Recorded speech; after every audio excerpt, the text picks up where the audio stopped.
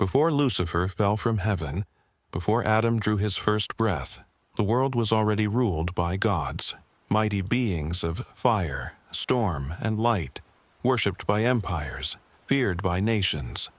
But when the one God rose above them all, their thrones shattered. From the ashes of forgotten temples came a new story, one that would rewrite eternity. The ancient gods became demons, and the victors wrote the Bible. Have you ever wondered why the demons described in ancient texts sound eerily familiar to gods that were worshipped for thousands of years before the Bible was ever written?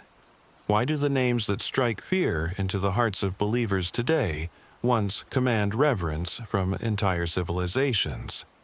What I'm about to reveal will fundamentally change how you understand the spiritual landscape of the ancient world and the forces that shaped religious consciousness itself. Tonight, we're diving into forbidden territory that most religious scholars avoid discussing. We're going to uncover the shocking truth about how the gods of antiquity didn't simply disappear when new faiths emerged.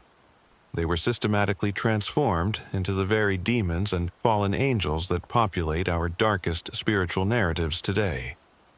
This isn't just ancient history. This is the hidden blueprint that explains how spiritual warfare itself was weaponized to reshape human consciousness. But before we begin this journey into the shadows of forgotten divinity, let me warn you.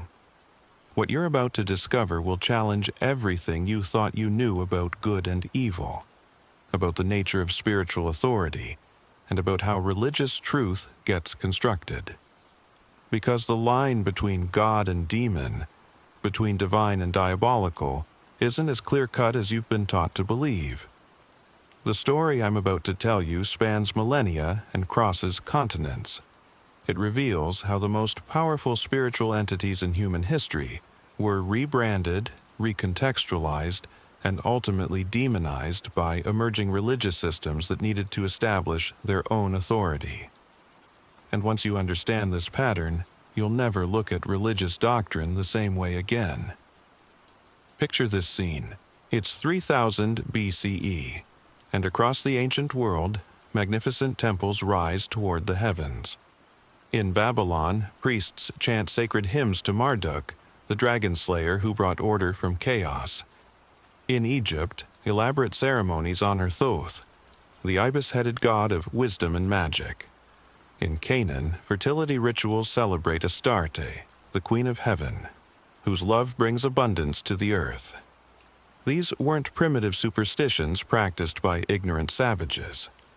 These were sophisticated theological systems developed by advanced civilizations that understood mathematics, astronomy, and architecture in ways that still astound us today. The gods they worshipped weren't cartoon villains they were complex horns and pitchforks, deities with rich mythological backgrounds, elaborate ritual practices, and profound philosophical meanings. Baal wasn't just a rain god. He was the lord of the storm who battled chaos monsters to ensure cosmic order. Molech wasn't simply a child-devouring monster. He was a solar deity associated with kingship, justice, and the difficult sacrifices required to maintain civilization. Ishtar wasn't merely a goddess of lust. She was the divine feminine principle who governed both love and war, creation and destruction, the full spectrum of life's most powerful forces. These deities commanded genuine devotion from millions of people across thousands of years. Their temples were centers of learning, their priests were guardians of ancient wisdom, and their festivals marked the rhythm of agricultural and social life. They represented humanity's earliest attempts to understand and relate to the mysterious forces that govern existence itself. But then, something extraordinary happened. As Hebrew monotheism began to emerge and spread throughout the ancient Near East, these venerable gods found themselves caught in the crossfire of a theological revolution that would reshape the spiritual landscape forever. The encounter between Hebrew prophets and the ancient pantheons wasn't just a clash of different religious systems. It was a cosmic battle for the very definition of divine authority itself. When the Hebrew prophets first encountered the gods of their neighbors, they faced a profound theological challenge. How do you establish the supremacy of your deity in a world already populated by powerful divine beings with established cults, proven track records, and devoted followers? How do you convince people to abandon gods who have protected their ancestors for generations in favor of a deity many had never heard of? The solution they developed was as brilliant as it was revolutionary. Instead of denying the existence of these ancient gods, the Hebrew prophets acknowledged their reality while fundamentally redefining their nature. They didn't claim these deities were fictional. They declared them to be real spiritual entities who had fallen from their original purpose and become enemies of divine order. This wasn't theological hair-splitting. This was strategic genius. By acknowledging that Baal, Molech, and Astarte were real powers while simultaneously categorizing them as rebellious spiritual forces, Hebrew monotheism could explain their obvious influence while undermining their authority. The gods didn't disappear. They were reclassified as demons, fallen angels, or malevolent spirits who deceived humanity into worshiping them instead of the true Creator. Isaiah captures this transformation perfectly when he mocks the gods of Babylon, not by denying their power, but by revealing their ultimate impotence before the sovereign will of Yahweh. The prophet doesn't claim these deities are imaginary. He portrays them as real but defeated spiritual entities whose authority has been stripped away by divine judgment. This theological warfare had profound implications that extended far beyond ancient Israel. What began as a localized religious conflict became the template for how emerging monotheistic faiths would deal with pre-existing spiritual traditions throughout history. The pattern established by Hebrew prophets would later be adopted by Christianity and Islam as they encountered their own pantheons of rival deities. But here's where the story becomes even more fascinating. The process of transforming gods into demons wasn't random or haphazard. It followed specific patterns that revealed the sophisticated psychological and political strategies behind this spiritual revolution. The characteristics that made these ancient deities powerful and appealing to their worshippers were systematically inverted to make them terrifying and repulsive to potential converts. Baal's mastery over storms and fertility, which had made him a beloved protector of agricultural communities, became evidence of his chaotic and destructive nature. Molech's association with kingship and the difficult decisions required of rulers became proof of his bloodthirsty tyranny. Astarte's embodiment of feminine power and sexuality became validation of her role as a seductress who leads souls astray. The theological logic was elegant in its simplicity. Everything that had made these gods attractive to their original worshippers could be reframed as evidence of their malevolent intentions. Their power wasn't denied, but its source and purpose were completely redefined. They went from being protectors of human flourishing to predators who disguised their hostile intentions behind appealing facades. This transformation wasn't just happening in Hebrew circles. As monotheistic ideas spread throughout the ancient world, local populations found themselves caught between competing spiritual authorities. On one side were the traditional gods who had sustained their ancestors for millennia. On the other side were new religious movements claiming that these ancient protectors were actually cosmic enemies in disguise. The psychological impact of this revelation cannot be overstated. Imagine discovering that the deities your family had worshipped for generations were not just false, but actively malevolent.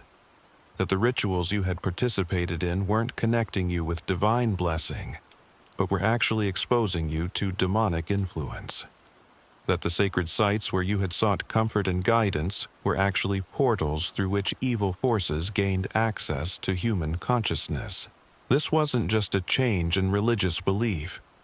This was a complete inversion of spiritual reality that required people to reinterpret their entire relationship with the sacred. Everything they thought they knew about divine and demonic, about blessing and curse, about protection and danger, had to be fundamentally reconsidered. The early Christian church inherited this theological framework and expanded upon it with even greater sophistication. Church fathers like Augustine and Jerome didn't simply reject pagan deities as non-existent. They developed elaborate demonologies that explained how these ancient gods continued to operate as fallen angels who sought to deceive humanity through false religion. This wasn't primitive thinking. These were highly educated theologians who understood Greek philosophy, Roman law, and Jewish scripture. They crafted systematic theologies that could account for the obvious power and influence of pagan deities while simultaneously undermining their authority and redirecting worship toward Christian doctrine. The genius of this approach was that it could explain everything. Why did pagan rituals sometimes produce dramatic results? Because demons were real powers who could manipulate natural forces to deceive worshippers. Why were ancient temples built on sites with unusual energy or phenomena? Because fallen angels had deliberately chosen locations where the veil between spiritual realms was thin. Why did people report genuine religious experiences in non-Christian contexts? Because demonic entities enough to count were sophisticateirfeit divine encounters. But as this theological revolution gained momentum, something else was happening that would have profound implications for how we understand spiritual reality today. The characteristics and attributes of ancient gods weren't just being demonized, they were being absorbed into the very structure of demonology itself. The hierarchies that had organized ancient pantheons became the hierarchical structures of demonic kingdoms. The specialized functions that different gods had performed became the particular temptations and corruptions associated with specific demons. The ritual practices that had once honored divine beings became the ceremonial magic that supposedly summoned fallen angels. This process of absorption and inversion created a strange paradox. The more successfully ancient gods were transformed into demons, the more their original attributes and powers were preserved within the new system. Baal's control over weather became a demonic specialty in storm summoning. Molech's association with sacrifice became evidence of demonic blood hunger. Astarte's connection to fertility became proof of demonic obsession with human sexuality. In effect, the ancient gods achieved a kind of immortality through their demonization. Their names, their symbols, their areas of influence, and even their ritual practices were preserved within the very religious systems that claimed to have defeated them.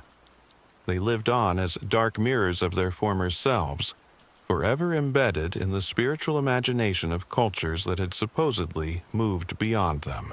This transformation reached its most sophisticated expression in medieval grimoires and magical texts, where ancient deities appeared as powerful demons with detailed descriptions of their abilities, preferred offerings, and methods of summoning. The gods, who had once been openly worshipped in magnificent temples, were now secretly invoked in hidden chambers by practitioners of forbidden arts. But here's what makes this story even more intriguing. The process wasn't always complete or consistent. Some ancient deities managed to maintain aspects of their original dignity, even as they were reclassified as demonic entities.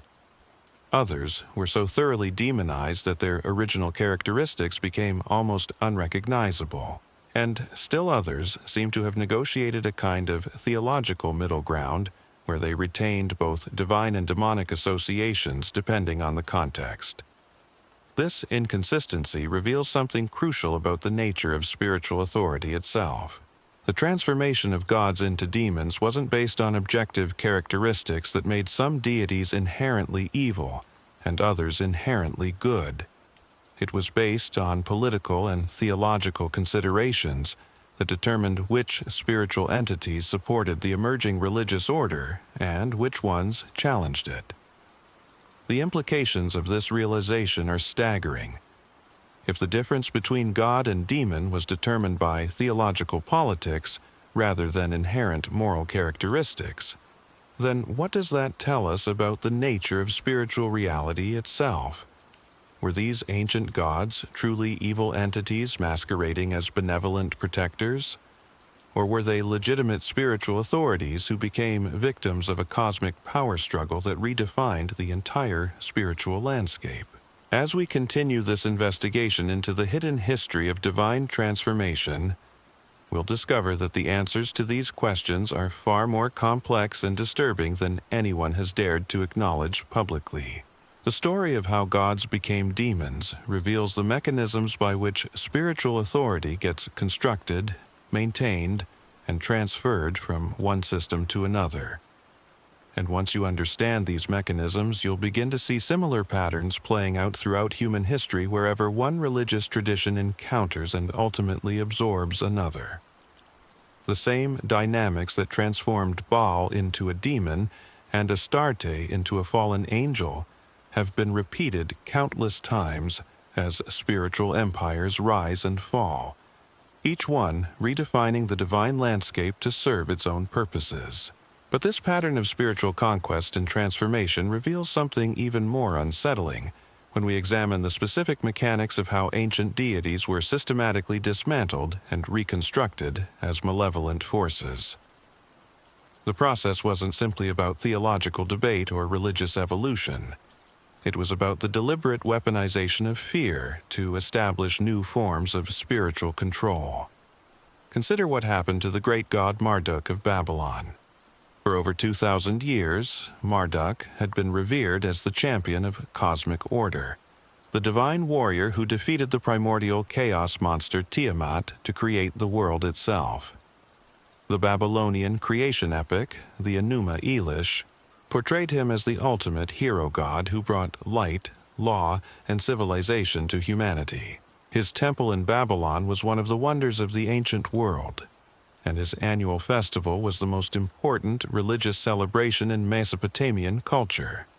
But watch what happens when Hebrew prophets encounter Marduk's legacy. In the book of Jeremiah, we see this once mighty creator deity reduced to an idol that will be shattered and put to shame. The prophet declares that Baal, another name for Marduk, will be confounded and his images broken in pieces. The god who had once been humanity's protector against chaos was now portrayed as a source of chaos himself, a false deity whose worship led only to confusion and destruction. This wasn't just religious rhetoric. This was psychological warfare designed to break the spiritual confidence of entire populations. When you convince people that their ancestral protectors are actually their enemies in disguise, you create a vacuum of spiritual authority that can only be filled by the new religious system making these claims. The psychological devastation of this revelation would have been profound, leaving communities spiritually homeless and desperate for new sources of divine protection. The transformation of Astarte provides an even more disturbing example of how this process operated. Known throughout the ancient Near East as the Queen of Heaven, Astarte was revered as the goddess of love, fertility, and war. She was seen as the divine mother who protected women in childbirth, blessed marriages with fertility, and defended her people in times of conflict. Her worship involved elaborate festivals celebrating the sacred feminine principle and the life-giving power of divine love. But as monotheistic influence spread, Astarte's image underwent a complete inversion. Her role as Queen of Heaven became evidence of her prideful rebellion against divine authority. Her association with fertility became proof of her role in promoting sexual immorality. Her protective warrior aspect became demonstration of her violent and destructive nature. The goddess who had once embodied the sacred feminine was transformed into a seductive demon who led souls astray through lust and pride. This transformation wasn't accidental or organic. It followed a deliberate pattern that we can trace across multiple cultures and time periods. Every aspect of Astarte's original divine nature was systematically inverted to serve the theological needs of the emerging monotheistic systems. Her strengths became corruptions, her blessings became curses, her protection became predation. The psychological sophistication of this process becomes even more apparent when we examine how these transformations were designed to exploit specific human fears and anxieties. The ancient gods hadn't simply been powerful. They had been complex beings with both beneficial and potentially dangerous aspects, much like natural forces themselves. A storm god could bring life-giving rain or destructive floods. A war goddess could defend her people or ravage her enemies. A fertility deity could bless with abundance or withhold prosperity. This moral ambiguity, which had made ancient deities seem realistic and relatable to their worshippers, became the perfect weapon for their demonization. The dangerous aspects of divine power, which had always been acknowledged and carefully managed through proper ritual and respect, were now emphasized and exaggerated, while the beneficial aspects were either ignored or reinterpreted as deceptions. Molech provides perhaps the most chilling example of this process. Originally a solar deity associated with kingship and divine justice, Molech's sacrificial worship involved offerings that symbolize the ruler's willingness to give up what was most precious for the welfare of the community. These rituals, while certainly involving real sacrifice, were embedded within complex theological and social frameworks that understood them as necessary exchanges with divine powers to maintain cosmic and social order. But in Hebrew scripture and later Christian demonology, Molech becomes something entirely different. He transforms into a bloodthirsty monster who demands the sacrifice of children for his own sadistic pleasure. The theological sophistication that had originally surrounded his worship disappears, replaced by images of a demonic furnace that consumes innocent victims. The solar deity, who had once represented divine justice, becomes the epitome of cosmic evil. This transformation serves multiple purposes within the new religious framework. It provides a horrifying example of where false worship leads, justifies the complete rejection of competing religious systems, and creates a powerful emotional association between ancient practices and ultimate evil. Anyone who might be tempted to return to traditional ways could be reminded of the monstrous nature of the gods they would be serving. But here's where the story takes an even more mysterious turn. As these ancient deities were being transformed into demons, something unexpected was happening to their cosmic adversaries as well. The forces of chaos and darkness that these gods had originally fought against were also being absorbed into the new demonological systems, creating a complex spiritual landscape where former enemies became allies in opposition to the emerging monotheistic order. This is where we encounter one of the most fascinating aspects of this entire transformation.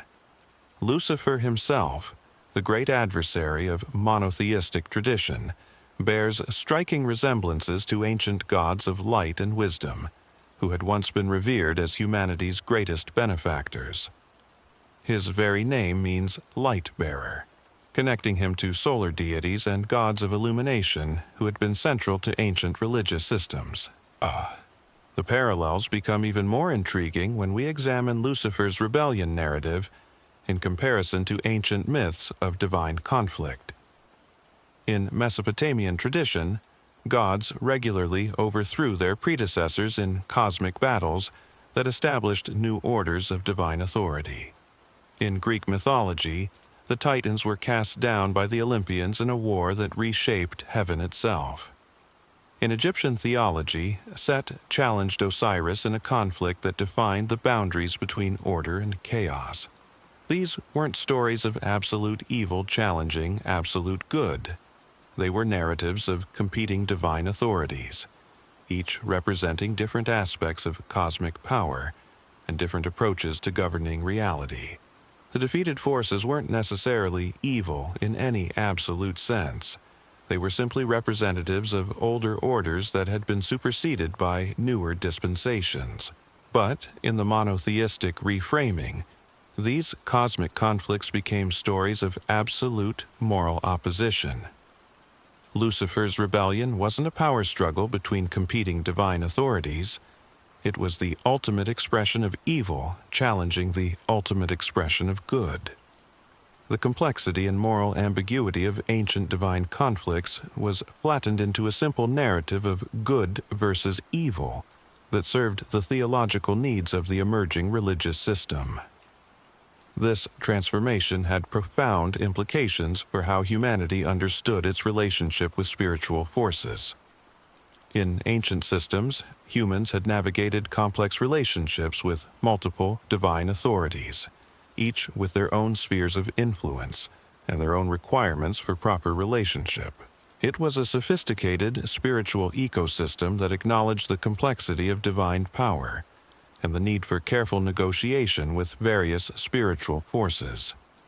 But the new monotheistic framework simplified this complexity into a binary choice.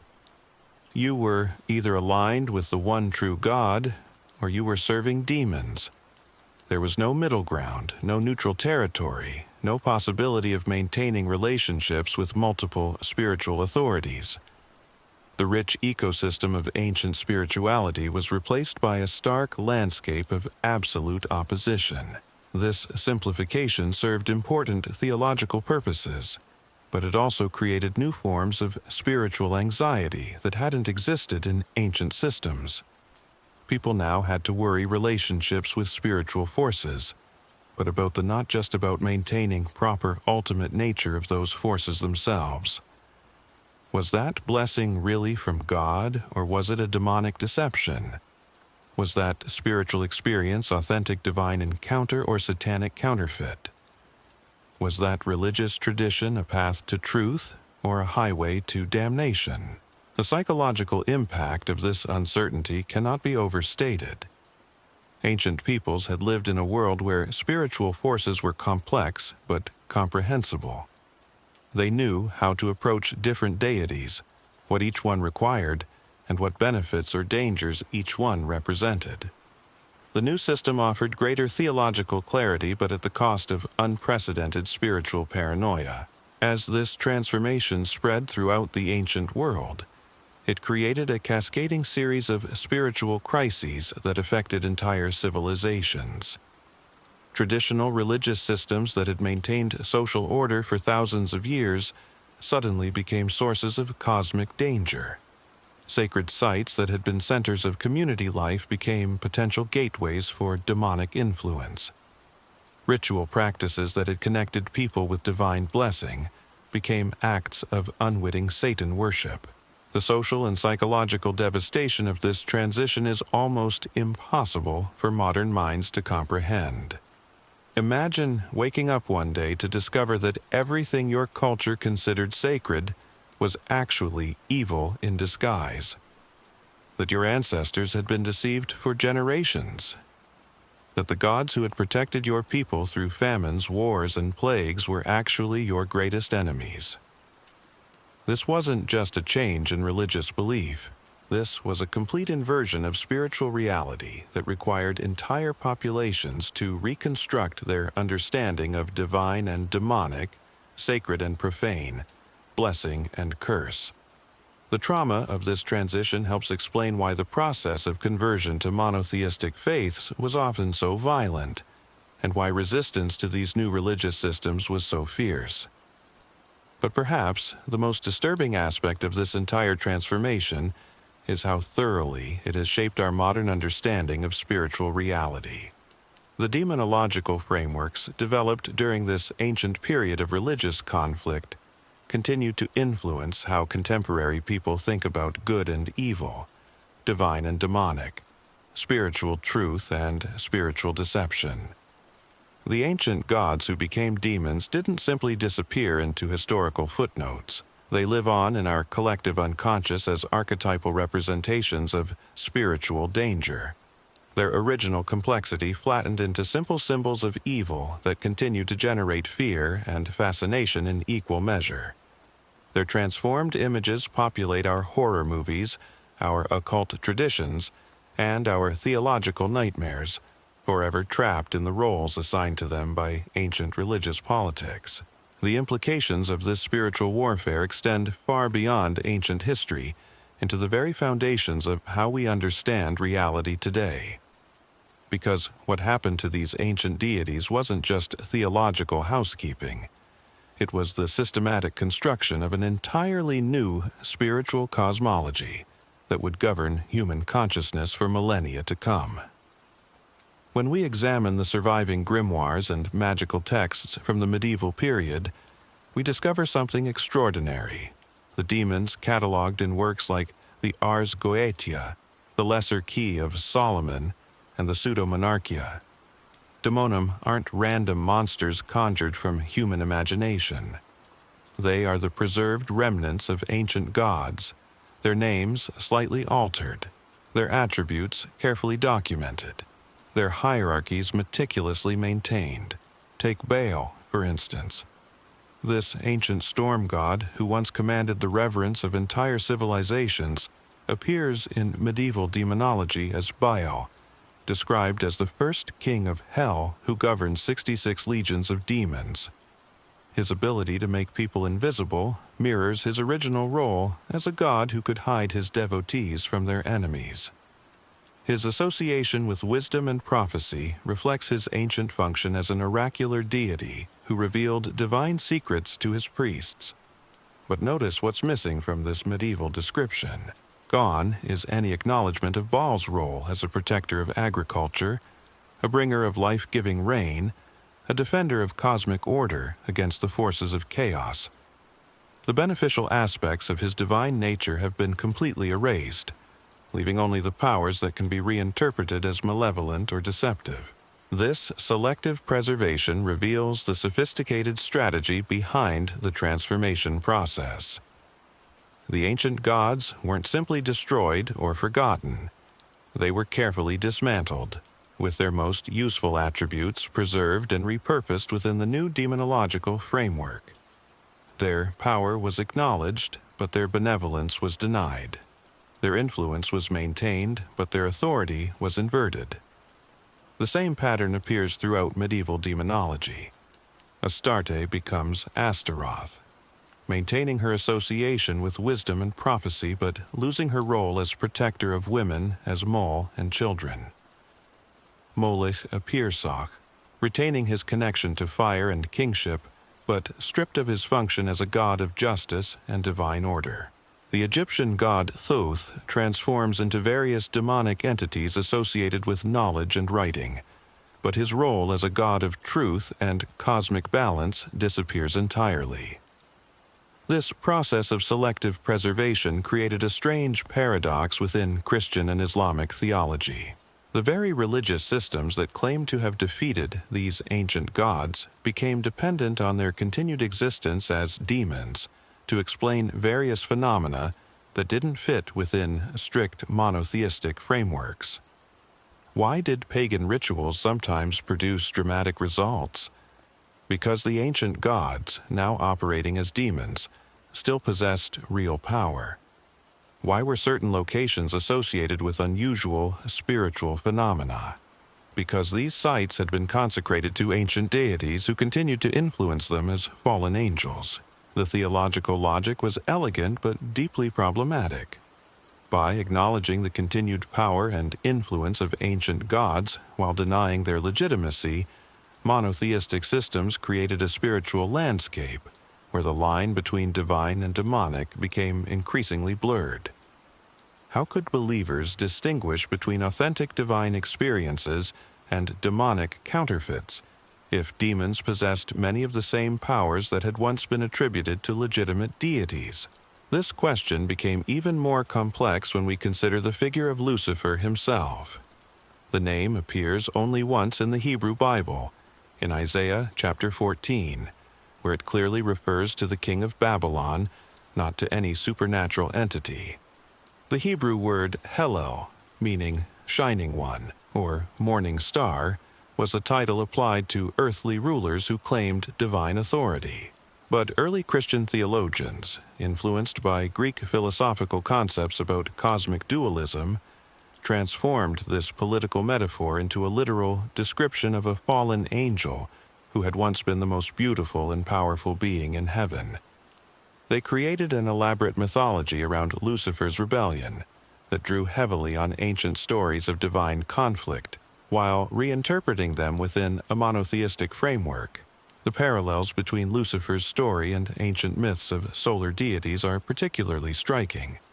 In Mesopotamian tradition, the god Shamash was known as the light of the gods, who brought illumination and justice to the world. In Greek mythology, Helios drove the chariot of the sun across the sky, bringing light to mortals.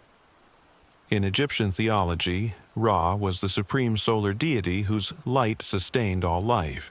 These ancient gods of light and wisdom possessed many of the attributes that were later assigned to Lucifer before his fall.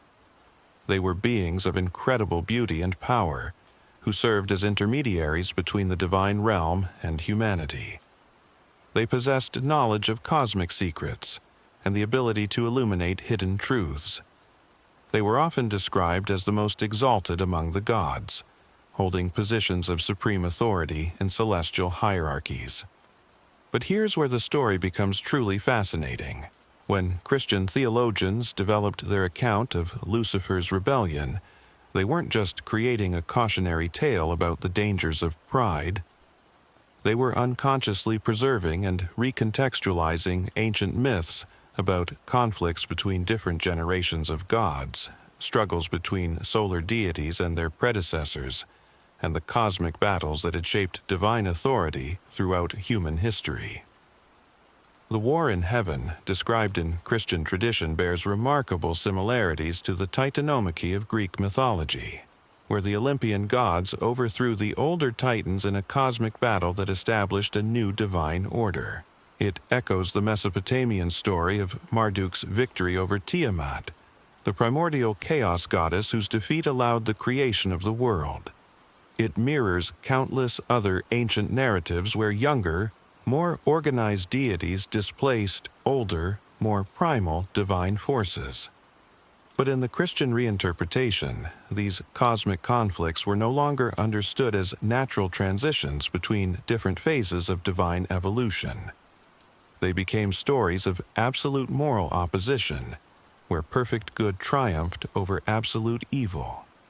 The complexity and moral ambiguity that had characterized ancient divine conflicts was flattened into a simple narrative that served the theological needs of monotheistic doctrine. This transformation had profound implications for how humanity understood its relationship with spiritual forces. In ancient systems, people had navigated complex relationships with multiple divine authorities, understanding that even the most beneficial gods possessed dangerous aspects that required careful management. The divine realm was seen as a reflection of the natural world itself, where creative and destructive forces were intimately connected and constantly in tension. But the new monotheistic framework eliminated this complexity by creating absolute categories of good and evil. Divine forces were either completely trustworthy or completely deceptive. Spiritual experiences were either authentic encounters with God or satanic counterfeits.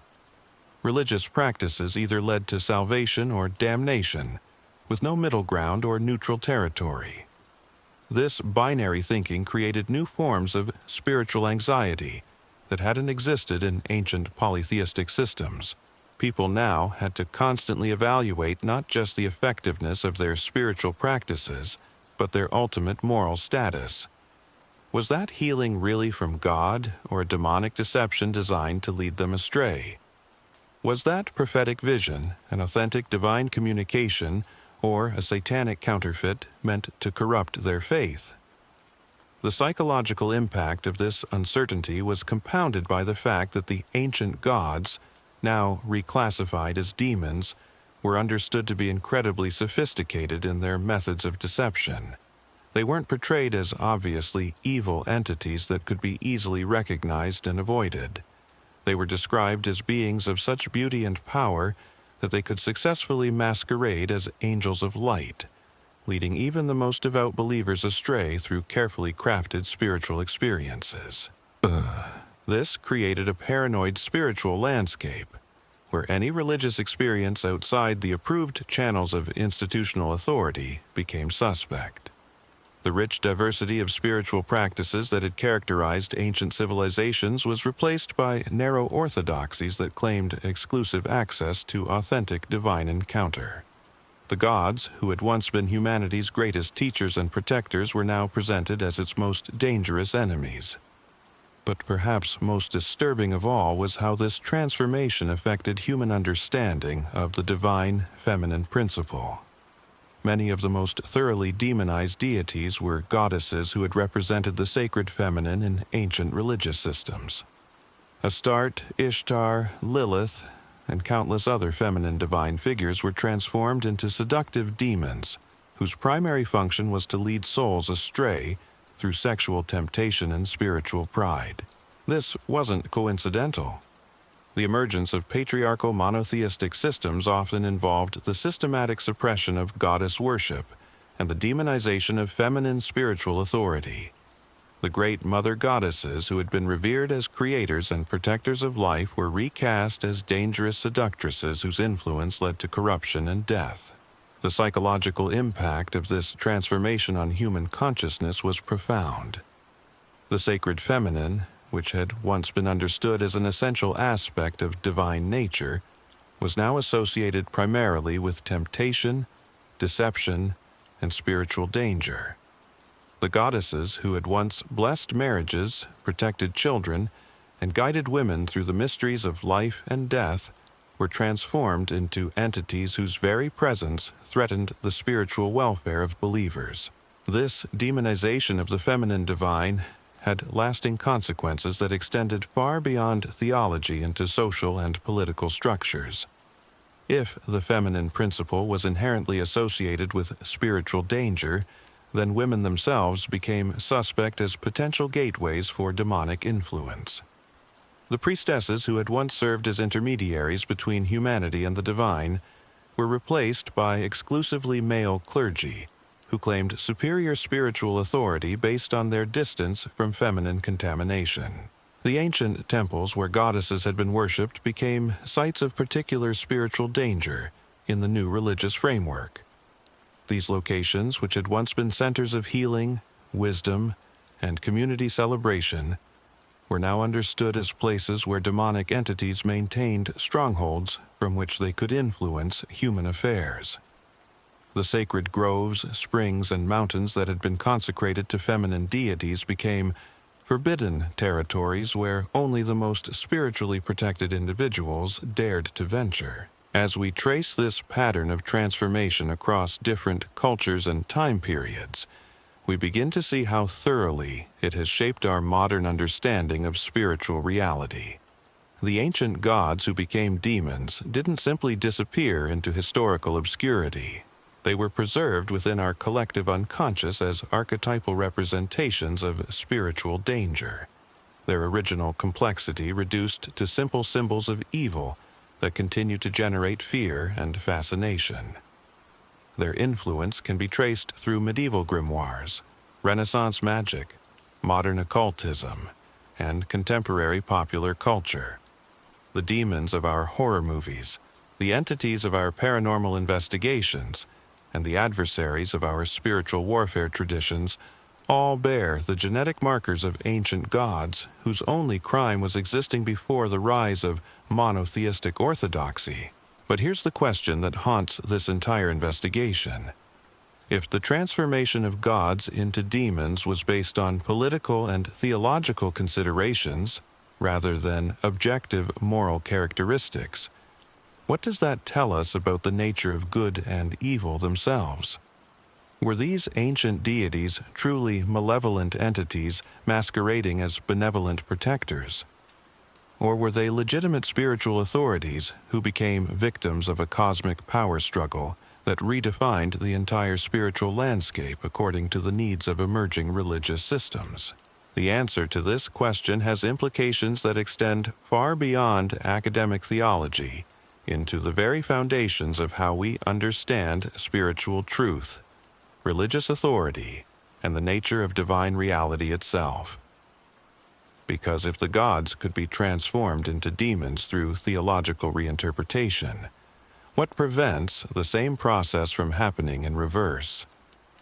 What guarantees that today's demons might not have been yesterday's gods, and that tomorrow's theological revolutions might not rehabilitate entities that we currently consider absolutely evil? These questions become even more pressing when we consider that the process of spiritual transformation didn't end with the ancient world. Throughout history, wherever one religious system has encountered and absorbed another, we see similar patterns of divine entities being reclassified, recontextualized, and often demonized to serve the needs of the dominant theological framework. The Christian conquest of Europe involved the systematic transformation of Celtic, Germanic, and Slavic deities into demons and evil spirits. The Islamic expansion across North Africa and the Middle East resulted in the demonization of local spiritual traditions and their divine figures.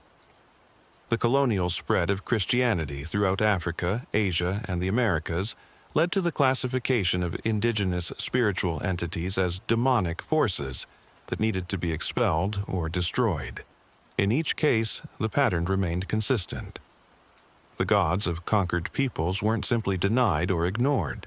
They were acknowledged as real spiritual forces, while being reclassified as malevolent entities that posed threats to the spiritual welfare of converts to the new religious system. Their power was recognized, but their authority was delegitimized through theological reinterpretation that served the political and social needs of the conquering culture. This historical pattern raises disturbing questions about the relationship between religious truth and political power. How much of what we consider absolute spiritual truth is actually the result of theological politics played out over centuries of religious conflict?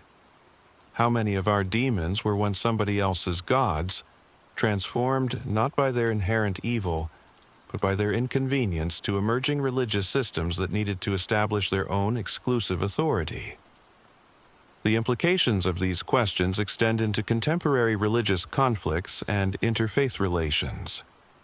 If the demonization of ancient gods was based on political rather than moral considerations, what does that suggest about current religious attitudes toward competing spiritual traditions? Are today's interfaith dialogues genuine attempts to understand different approaches to the divine?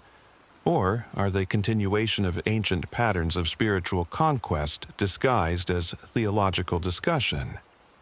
As we stand on the threshold of a global civilization where different religious traditions must find ways to coexist without mutual destruction, understanding the historical mechanisms of divine transformation becomes more than an academic exercise. It becomes a crucial tool for recognizing when spiritual dialogue is genuine and when it's actually a sophisticated form of theological warfare designed to establish the dominance of one system over another. The ancient gods who became demons carry within their transformed stories the memory of humanity's earliest attempts to understand and relate to the mysterious forces that govern existence. Their demonization represents one of the most successful campaigns of spiritual propaganda in human history, but it also preserves, in inverted form, the wisdom and insights of civilizations that understood aspects of divine reality that may have been lost in the process of monotheistic simplification. Perhaps the time has come to examine these ancient transformations not as examples of theological progress, but as cautionary tales about the dangers of spiritual absolutism and the ease with which divine truth can be manipulated to serve political ends. The gods who became demons may have more to teach us about the nature of spiritual reality than the theological systems that transformed them ever intended to preserve. The story becomes even more profound when we examine the specific mechanisms through which this spiritual conquest was achieved. Because what we're witnessing wasn't merely theological debate or religious evolution. It was the systematic deployment of narrative warfare designed to reshape human consciousness at the deepest possible level. Consider the sophisticated psychological strategies employed in this transformation. The Hebrew prophets and later Christian theologians didn't simply declare the ancient gods to be false or powerless. Such a direct approach would have been immediately rejected by populations who had witnessed the obvious efficacy of these deities for generations. Instead, they developed something far more insidious and effective. They created what we might call the corrupted protector narrative. In this framework, the ancient gods weren't denied their power or their historical role as protectors of humanity. Instead, their protection was reframed as a form of spiritual slavery. Their beta-defined as chain blessings were that bound humans to inferior spiritual authorities. Their love was reinterpreted as possessive control that prevented their worshippers from accessing higher forms of divine truth. This narrative strategy was devastatingly effective because it acknowledged everything that people valued about their traditional gods, while simultaneously poisoning those very qualities. Yes, Baal had brought rain and fertility to your lands, but he had done so to keep you dependent on him rather than trusting in the true source of all blessing. Yes, Astarte had protected women in childbirth, but she had demanded worship and sacrifice that should have been directed toward the creator of life itself. The genius of this approach was that it could explain away any positive experience people had with traditional deities, while casting suspicion on future encounters. Every blessing became evidence of manipulation. Every protection became proof of possessiveness. Every moment of divine communion became a demonstration of how sophisticated these fallen entities were in their deception. But perhaps most disturbing was how this narrative framework began to reshape human understanding of divine love itself. In ancient polytheistic systems, divine love had been understood as complex and multifaceted, much like human relationships. Gods could be jealous, angry, generous, protective, demanding, and forgiving, often simultaneously.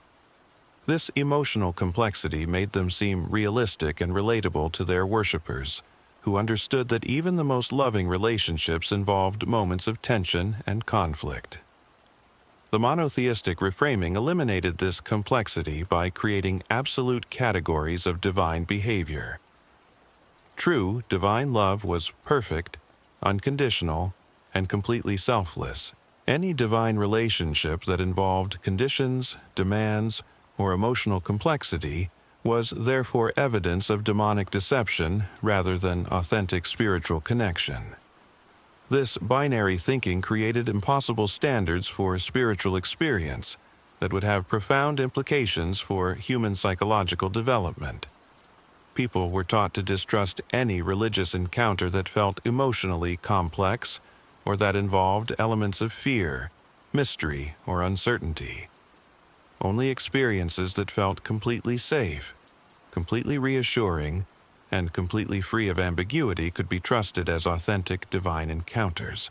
The psychological impact of this transformation extended far beyond individual religious experience into the very foundations of how humans understood their relationship with the sacred. Ancient peoples had lived in a world where divine forces were immediate, accessible, and emotionally present. The gods were not distant abstractions, but intimate companions who participated directly in human joys and sorrows. The new monotheistic framework created what theologians call the transcendence gap, a vast spiritual distance between humanity and the divine that could only be bridged through approved institutional channels. The gods who had once walked among humans, who had spoken directly to their priests, who had manifested their presence in sacred rituals, were now either denied entirely or reclassified as demonic counterfeits of authentic divine encounter. This transformation had particularly devastating effects on mystical and visionary traditions that had been central to ancient religious systems. The prophets, oracles, and visionaries who had served as intermediaries between human and divine realms found themselves caught in an impossible theological bind.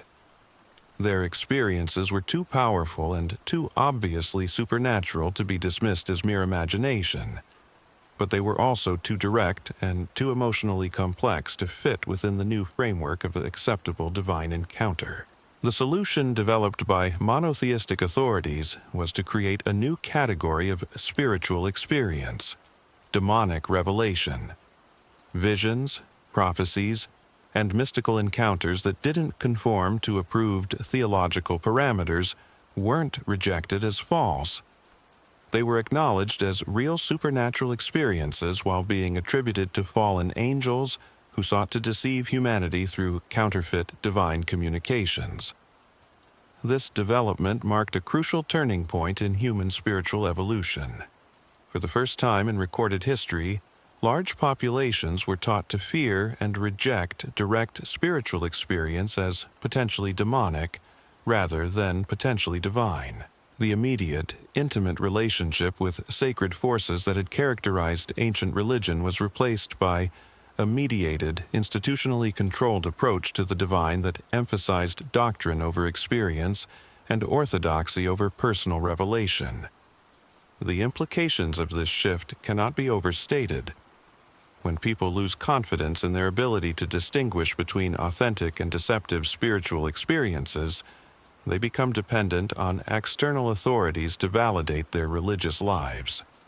The priests, prophets, and theologians who claimed the ability to discern between divine and demonic encounters gained unprecedented power over the spiritual development of entire populations. This concentration of spiritual authority created new forms of religious control that would have been impossible in ancient polytheistic systems. When multiple gods were acknowledged as legitimate spiritual authorities, people could appeal to different deities if they felt mistreated by the priests of one particular cult. Religious authority was distributed among various competing institutions, creating a kind of spiritual free market where individuals could choose the divine relationships that best served their needs.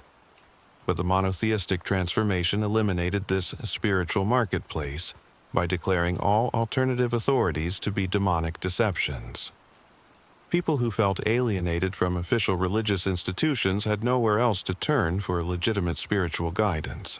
Any attempt to seek divine connection outside approved channels was automatically suspect as potential demon worship. The psychological pressure created by this spiritual monopolization was intense. Humans are naturally drawn to seek meaning, connection, and transcendence through various pathways, but the new religious framework channeled all these impulses through a single institutional structure. People who found themselves unable to connect with the official version of divine truth had no legitimate alternatives. They were forced to either suppress their spiritual needs or risk being labeled as servants of evil forces.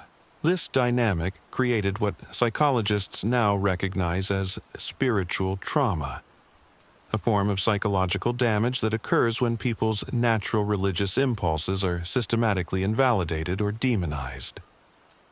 The mystical experiences that had once been celebrated as gifts from the gods were now sources of fear and shame.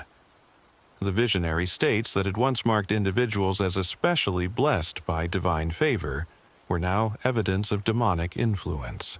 The cultural impact of this transformation extended far beyond individual psychology of human civilization into the very structure. Ancient societies had been organized around complex relationships with multiple divine authorities, each governing different aspects of life and requiring different forms of ritual attention. The seasonal festivals, agricultural ceremonies, and life transition rites that had provided the rhythmic structure of community existence were all connected to specific deities with their own mythological narratives and ceremonial requirements. The demonization of these ancient gods didn't just eliminate individual religious practices. It destroyed entire cultural ecosystems that had sustained human communities for millennia. The sacred stories that had provided meaning and identity to countless generations were suddenly reframed as demonic propaganda. The ritual practices that had connected communities to cosmic rhythms were redefined as acts of unwitting devil worship. The social disruption caused by this spiritual revolution was immense. Imagine entire populations being told that their most sacred traditions were actually elaborate deceptions, designed by evil forces to lead them away from salvation.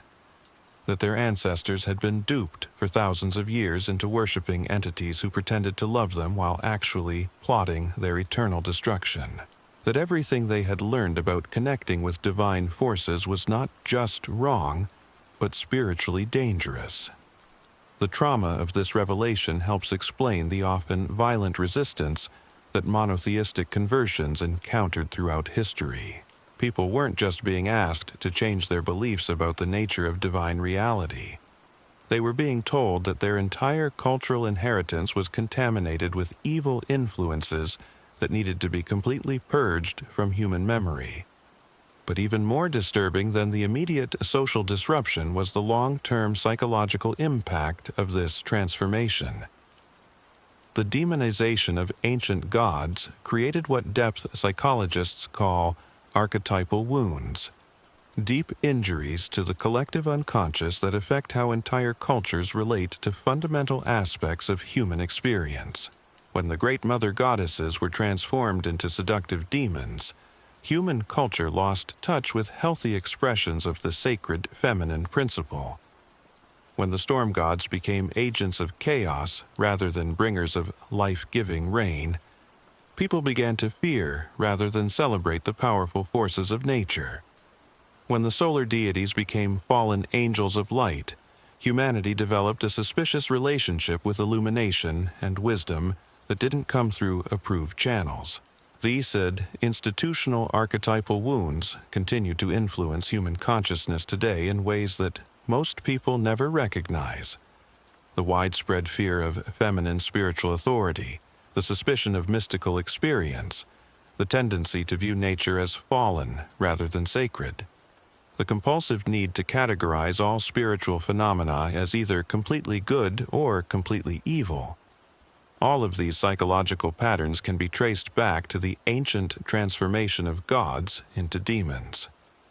The medieval grimoires that preserve the names and attributes of demonized deities serve as archaeological evidence of this massive spiritual trauma. When we examine texts like the Lemegeton or the Grimorium Verum, we're not just looking at lists of demons and their supposed powers.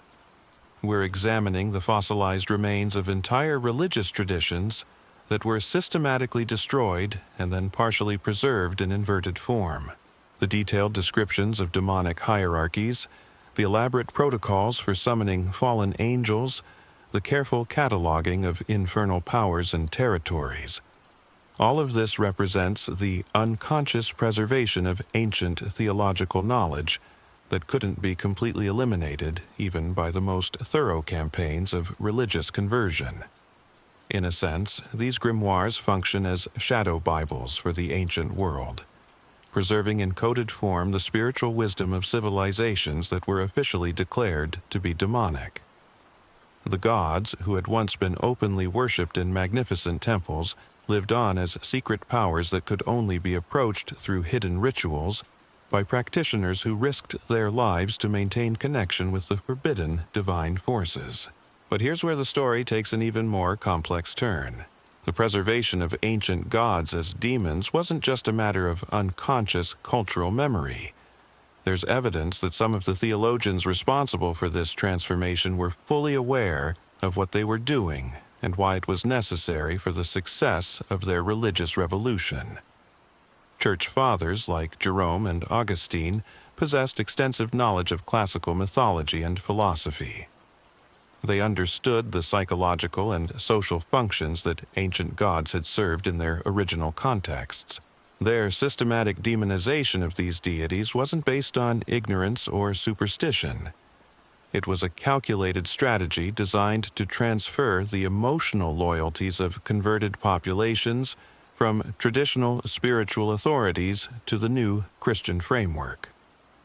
By acknowledging the power of ancient gods while redefining their nature, these theologians could offer converts a way to maintain psychological connection with familiar spiritual forces while redirecting their religious allegiance toward the Christian doctrine. The gods didn't disappear from people's lives. They were simply recontextualized as adversaries to be feared rather than protectors to be honored. This theological strategy was remarkably sophisticated in its understanding of human psychology. Rather than asking people to abandon their deepest spiritual connections, it allowed them to maintain those connections while completely reversing their emotional valence. The fear and reverence that people had felt for their traditional gods could be preserved and even intensified, but now it served the purposes of Christianican devotion. The success conversion rather than peak can of this approach be measured by how thoroughly it shaped Christian spiritual practice. The elaborate systems of spiritual warfare that developed within Christian tradition weren't based primarily on biblical sources, which contain relatively little detailed information about demons and their activities. They were based on the preserved attributes and powers of ancient gods that had been reclassified as fallen angels. When medieval Christians practiced exorcism, they were often invoking the names and symbols of the very deities that their ancestors had worshipped before conversion. When they performed rituals of spiritual protection, they were engaging with cosmological frameworks that had been developed by ancient polytheistic cultures. When they described the hierarchies and territories of demonic forces, they were drawing on organizational systems that had originally been used to map relationships among legitimate divine authorities. This hidden continuity between ancient polytheism and Christian demonology reveals something profound about the nature of spiritual transformation. Religious conversions don't actually eliminate previous spiritual connections. They recontextualize them within new theological frameworks that serve different political and social purposes. The ancient gods didn't die when they were reclassified as demons. They were given new roles in a cosmic drama that preserved their essential characteristics while completely reversing their relationship to human welfare. Their power was acknowledged, their influence was maintained, their presence was felt, but now they served as antagonists rather than protagonists in the great spiritual story that governed human consciousness. This transformation had implications that extended far beyond theology into the deepest structures of human psychology and culture.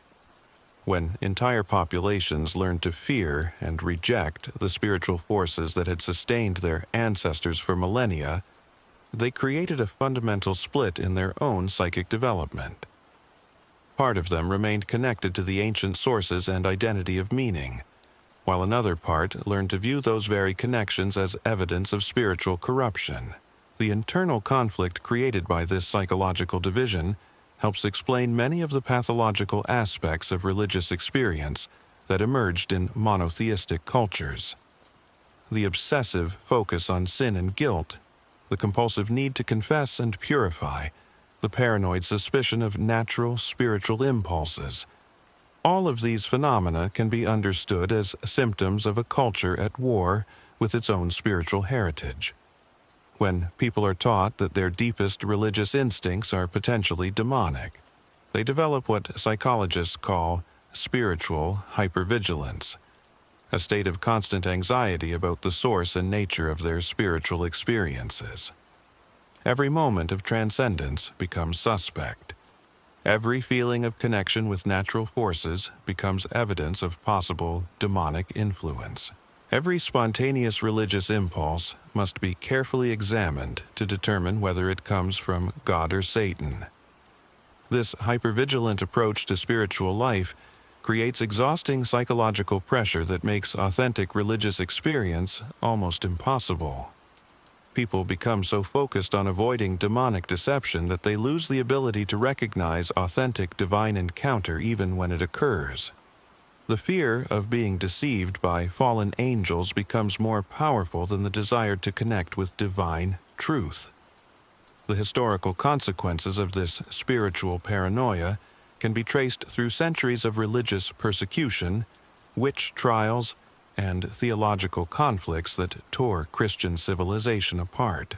When any deviation from approved religious practice could be evidence of demonic influence, religious authorities gained justification for the most extreme forms of spiritual control. The ancient gods, who had been transformed into demons, became the ultimate weapons for maintaining theological conformity and eliminating spiritual dissent. But perhaps most tragically, this transformation created a profound alienation between humanity and the natural world that had been sacred to the ancient gods.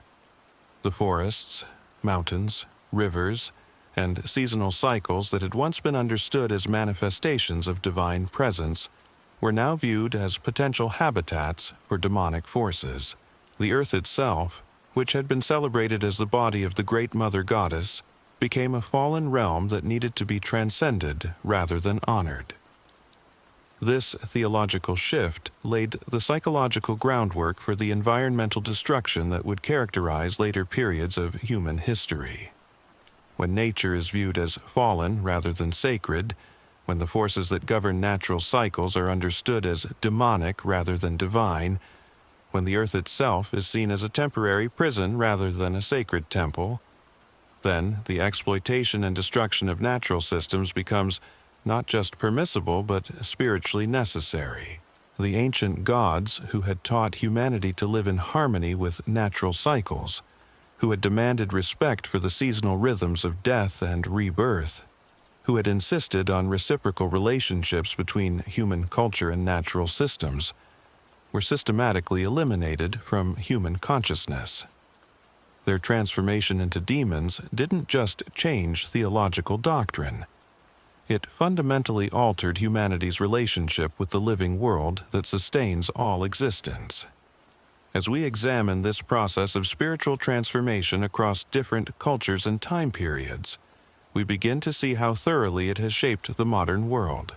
The alienation from nature, the fear of feminine spiritual authority, the suspicion of mystical experience, the tendency toward spiritual paranoia. All of these characteristics of contemporary religious consciousness can be traced back to the ancient campaign that transformed gods into demons. The question that haunts this entire investigation becomes increasingly urgent. If these transformations were based on political and theological considerations, rather than objective spiritual truths, what does that tell us about the reliability of our current religious categories? How many of our demons were once somebody else's gods? How many of our spiritual fears are based on ancient propaganda rather than genuine spiritual dangers? And perhaps most importantly, what wisdom and insight might we have lost when we allowed the ancient gods to be transformed into demons? What aspects of divine truth might have been preserved within polytheistic traditions that were eliminated by monotheistic simplification? What forms of spiritual connection and cosmic understanding might be recoverable if we could look beyond the theological politics that shaped our inherited religious categories? These questions become more than academic curiosities when we consider the global challenges facing contemporary civilization. The environmental crisis, the breakdown of community bonds, the epidemic of spiritual emptiness, the inability to find meaning within materialistic frameworks. All of these problems might be related to the ancient severing of humanity's connection with the diverse spiritual forces that our ancestors understood as essential to human flourishing. The gods who became demons may have more to teach us about healing these wounds than the religious systems that transformed them ever intended to preserve. But accessing that wisdom requires the courage to question not just individual beliefs, but the entire framework through which we understand the relationship between divine and demonic, sacred and profane, spiritual truth and spiritual deception. The ancient transformation of gods into demons represents one of the most successful propaganda campaigns in human history. But it also represents one of the greatest spiritual tragedies, a massive loss of wisdom and connection that continues to impoverish human consciousness today. Understanding this history may be essential for recovering the spiritual resources necessary to address the crises that threaten our collective future. Because the gods who fell before the May Bible hold keys to forms of spiritual understanding that humanity desperately needs to rediscover. Their transformation into demons may have been less about their inherent evil and more about their inconvenience to religious systems that required exclusive spiritual authority to maintain their power. And their rehabilitation may be essential for the spiritual healing of a civilization that has lost touch with the sacred forces that sustain all life. The pattern of divine transformation reached its most sophisticated expression in the figure that would become known as Satan himself. Because when we trace the etymology and mythological development of this ultimate adversary, we discover something that challenges our most fundamental assumptions about the nature of cosmic evil. The Hebrew word Satan originally meant simply adversary or accuser, not a proper name but a function, a role that could be filled by various entities depending on the context. In the book of Job, the Satan appears as a member of God's heavenly council, serving as a kind of divine prosecutor whose job was to test human righteousness. This wasn't a rebellious fallen angel, but a legitimate spiritual authority operating within the established cosmic order. But watch what happens as this concept evolves through centuries of theological development. The functional role of adversary gradually transforms into the personal identity of a specific being. The prosecutor becomes the rebel. The tester becomes the tempter. The servant of divine justice becomes the enemy of divine order. This wasn't organic evolution. This was a systematic construction of a cosmic villain designed to serve specific theological purposes. The genius of this transformation lies in how it absorbed and consolidated the characteristics of multiple ancient deities who had been problematic for emerging monotheistic systems. The Satan of developed Christian theology wasn't just one ancient god transformed into a demon. He was a composite figure who incorporated the most threatening aspects of dozens of deities who had commanded genuine spiritual authority in pre-monotheistic cultures. His association with serpentine imagery draws directly from ancient dragon gods like the Mesopotamian Tiamat or the Egyptian Apep, primordial forces of chaos who had been defeated by younger generation deities in cosmic battles that established divine order. His role as tempter and deceiver echoes the trickster gods found in cultures throughout the world, divine figures who challenged established patterns and forced both gods and humans to confront uncomfortable truths about themselves. His identity as the light-bearer connects him to solar deities and gods of illumination who had been central to ancient religious systems.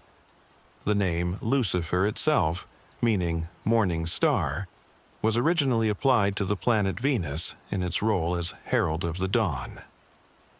In Mesopotamian astronomy, this celestial body was associated with Ishtar, the great goddess of love and war who ruled both the creative and destructive forces of existence.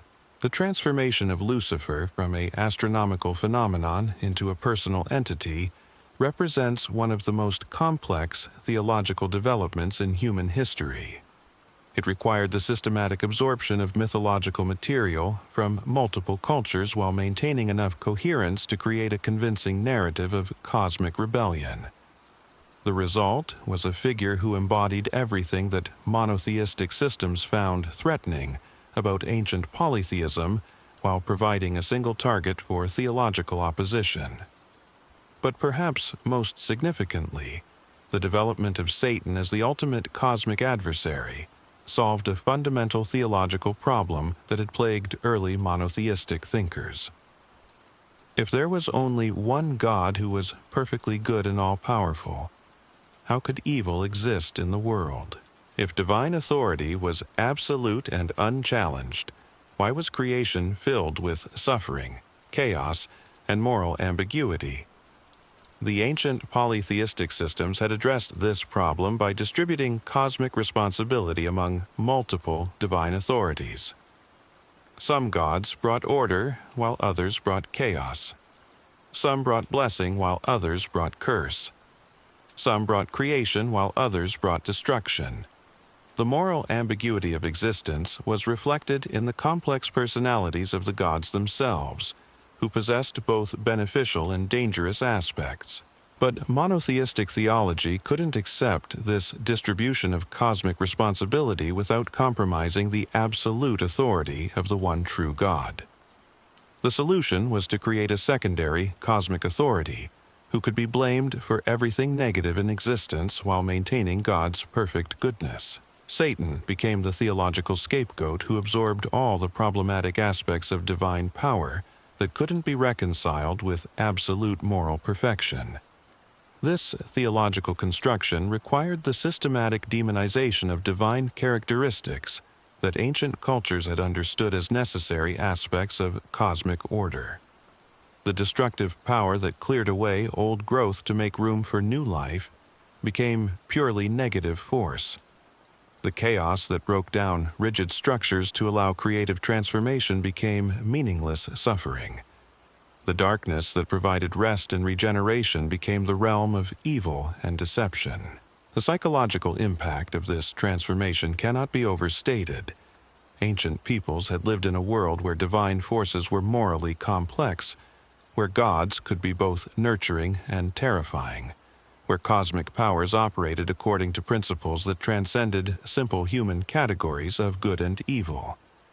The new monotheistic framework forced all spiritual phenomena into binary categories that eliminated the rich complexity of ancient spiritual understanding. This binary thinking created what theologians call the problem of evil, a philosophical puzzle that wouldn't have existed in ancient polytheistic systems where evil was understood as a necessary aspect of cosmic balance rather than an aberration that needed to be explained away. When divine authority becomes absolutely good, evil becomes absolutely foreign to divine nature, creating a logical contradiction that requires increasingly elaborate theological solutions. The figure of Satan provided that solution by creating a cosmic dualism that preserved monotheistic claims about God's perfect goodness while acknowledging the obvious reality of evil in the world. But this solution came at an enormous cost to human spiritual development. By externalizing all evil into a single cosmic adversary, monotheistic systems encouraged people to project their own shadow material onto external enemies rather than integrating it through spiritual growth. The ancient mystery traditions had understood that the path to spiritual maturity required confronting and integrating the dark aspects of one's own nature. The gods themselves modeled this process by possessing both light and shadow qualities that needed to be balanced and harmonized. Spiritual development involved learning to work with destructive as well as creative forces, understanding that both were necessary for complete psychological wholeness. But the demonization of shadow qualities and their projection onto Satan created a spiritual framework that actively discouraged psychological integration. Instead of learning to work with their own darkness, people were taught to expel it, to reject it, to identify it as foreign contamination that needed to be purged from consciousness. This approach created the spiritual pathology that depth psychologists recognize as characteristic of monotheistic cultures, the inability to accept and integrate the full spectrum of human psychological experience. The historical consequences of this spiritual split can be traced through centuries of religious persecution, moral crusades, and apocalyptic movements that sought to eliminate evil from the world through external violence rather than internal transformation. When evil is understood as completely foreign to divine nature, when it's projected onto external enemies rather than recognized as an aspect of cosmic balance, then the destruction of those enemies becomes a religious duty rather than a psychological pathology. The witch trials that terrorized Europe for centuries weren't aberrations of Christian doctrine. They were logical extensions of a theological framework that had externalized all evil into cosmic adversaries who operated through human agents. The religious wars that tore Christian civilization apart weren't betrayals of spiritual truth. They were inevitable consequences of a dualistic worldview that couldn't accept the legitimacy of alternative approaches to divine truth. But even more disturbing than these historical tragedies is how this theological framework has shaped contemporary understanding of spiritual warfare. The elaborate systems of demonology that govern modern exorcism practices, spiritual deliverance ministries, and paranormal investigation protocols are all based on the assumption that ancient gods were indeed malevolent entities who continue to operate as demons in the contemporary world. This assumption has created a multi-billion-dollar industry of spiritual warfare that treats the preserved remnants of ancient religious traditions as active threats to human spiritual welfare. Books, seminars, conferences, and training programs teach people to identify and combat demonic influences that are often nothing more than the natural spiritual phenomena that ancient cultures understood as normal aspects of human consciousness. The irony is profound. The very spiritual experiences that ancient peoples celebrated as gifts from benevolent gods are now feared as evidence of demonic attack. The visionary states that once marked individuals as especially blessed by divine favor are now interpreted as symptoms of spiritual oppression. The mystical encounters that had been the foundation of ancient religious life are now classified as dangerous deceptions that need to be expelled through aggressive spiritual warfare. This transformation has created a generation of believers who live in constant fear of spiritual contamination, who see demonic influence in every unexplained phenomenon, who cannot distinguish between authentic spiritual experience and supposed demonic counterfeit.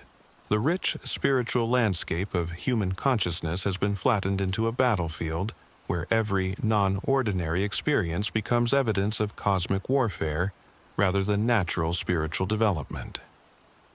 The tragedy of this situation becomes even more apparent when we consider what has been lost in the process.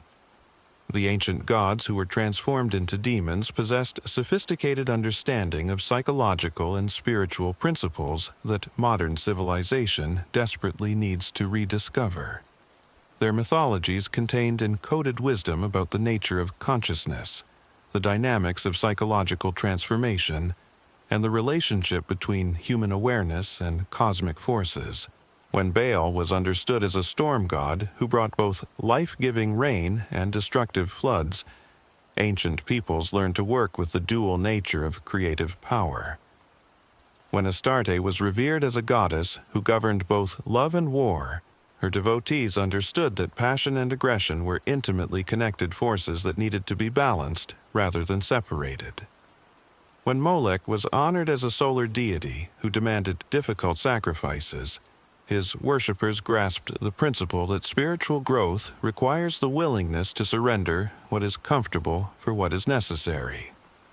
These psychological insights were embedded within complex mythological and ritual systems that provided practical guidance for navigating the challenges of human existence. The gods weren't just objects of worship. They were teachers, guides, and models for psychological integration who helped people understand and work with the full spectrum of human experience. But when these deities were transformed into demons, their teaching function was completely eliminated. Instead of learning from their wisdom, people were taught to fear and reject their influence. Instead of understanding their mythologies as maps of psychological territory, believers were encouraged to see them as demonic propaganda designed to lead souls astray. Instead of recognizing their ritual practices as technologies for consciousness transformation, converts were warned that these ceremonies were gateways for evil spiritual forces. The result has been a massive impoverishment of human spiritual resources at precisely the time when they are most needed. Contemporary civilization faces challenges that require sophisticated understanding of psychological integration, ecological balance, and the relationship between human consciousness and natural systems. The ancient gods possessed exactly this kind of wisdom, but it has been rendered inaccessible by theological frameworks that classify it as demonic deception. The environmental crisis that threatens planetary survival is directly related to the loss of spiritual traditions that understood human beings as part of, rather than separate from natural systems. The psychological epidemics of depression, anxiety, and meaninglessness that plague modern societies are connected to the elimination of spiritual practices that helped people integrate their shadow material rather than projecting it onto external enemies. The social fragmentation that characterizes contemporary culture reflects the loss of community rituals that were once guided by divine forces who understood the principles of group cohesion and collective healing. All of these problems might be addressable if human civilization could recover access to the spiritual wisdom that was preserved within ancient polytheistic traditions. But that recovery requires the courage to question whether the transformation of gods into demons was based on genuine spiritual insight or on political considerations that served the institutional needs of emerging religious systems. The evidence suggests that this transformation was far more political than spiritual.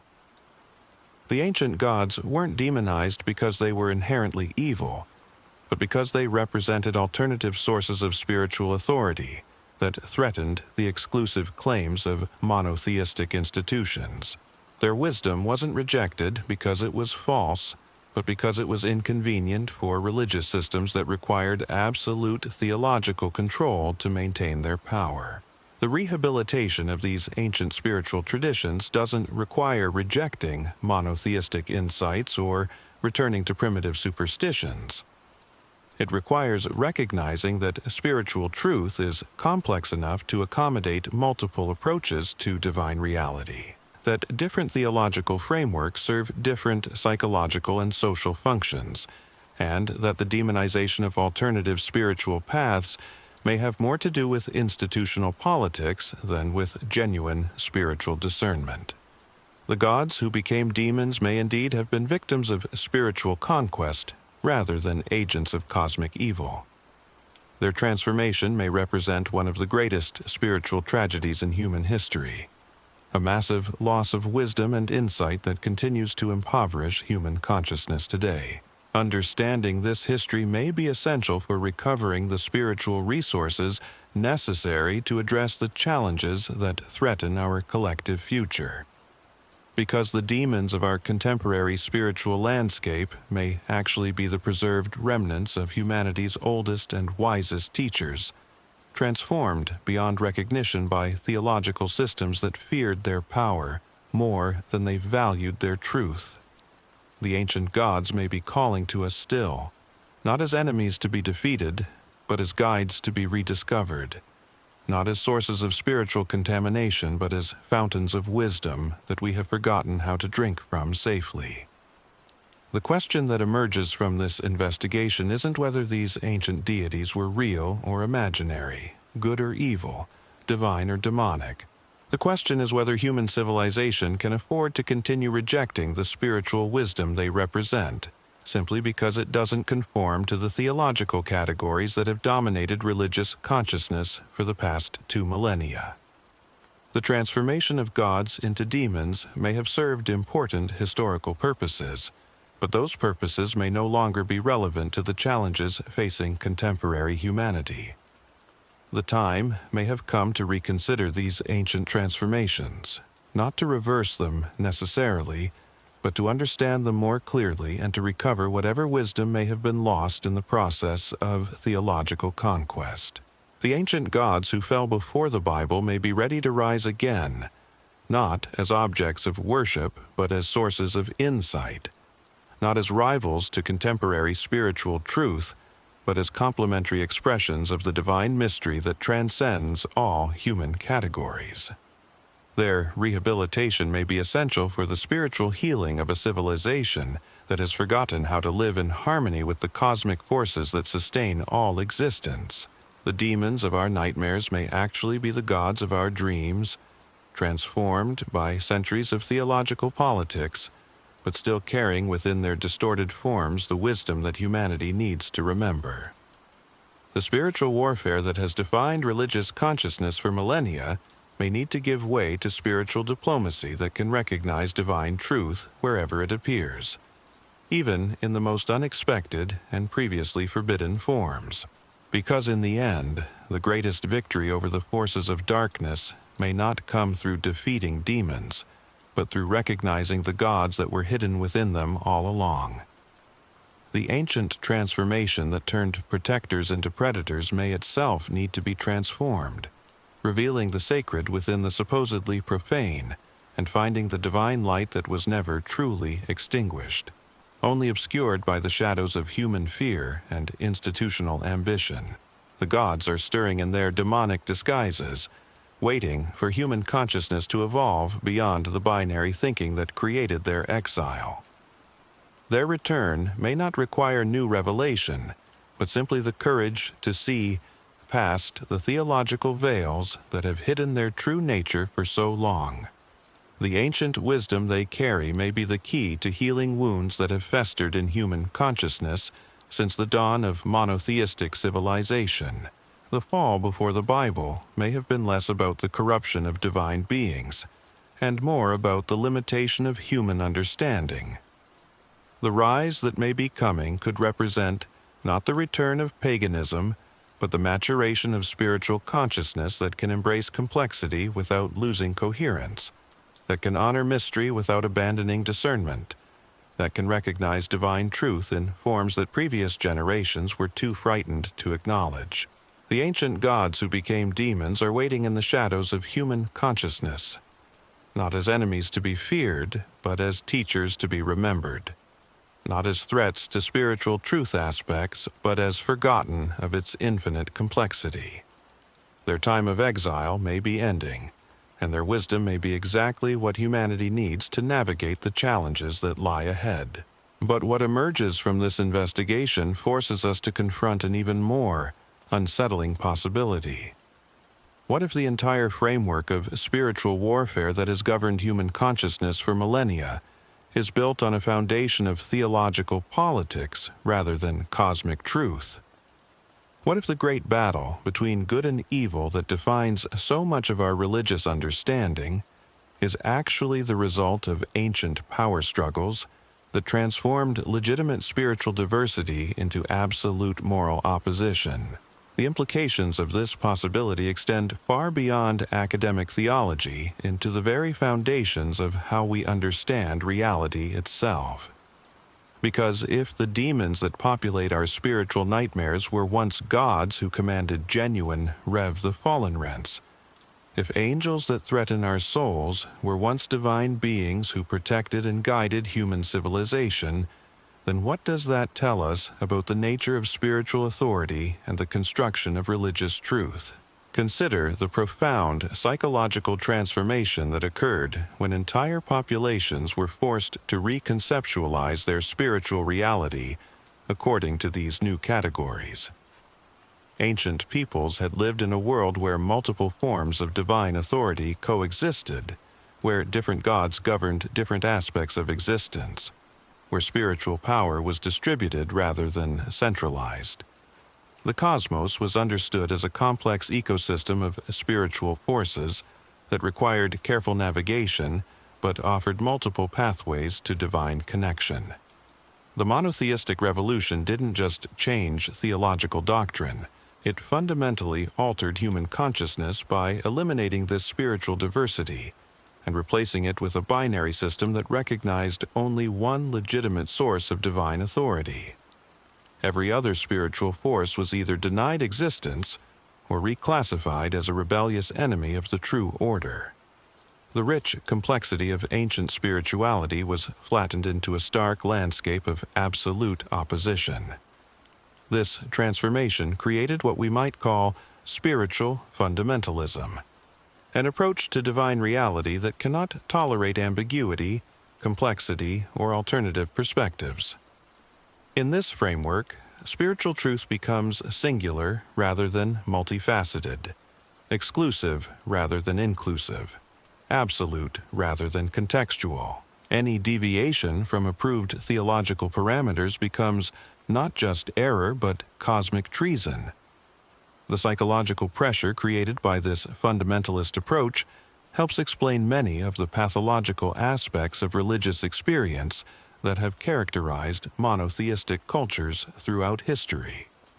When people are taught that their spiritual survival depends on maintaining perfect doctrinal purity, when they're convinced that any theological uncertainty could be evidence of demonic influence, when they're warned that alternative spiritual perspectives are literally pathways to eternal damnation, they develop forms of religious anxiety that would have been incomprehensible to ancient polytheistic cultures. The ancient Greeks could consult the oracle at Delphi, while also participating in the Eleusinian mysteries, without experiencing any theological contradiction. The Egyptians could worship Ra as the supreme solar deity, while also honoring Thoth as the god of wisdom without feeling that they were compromising their spiritual integrity.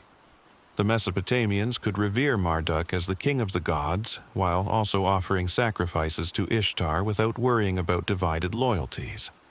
But the new monotheistic framework made such spiritual diversity impossible. People were forced to choose not just between different religious practices, but between different approaches to divine reality itself. They had to decide whether spiritual truth was singular or multiple, whether divine authority was centralized or distributed, whether cosmic order required absolute unity or could accommodate creative diversity.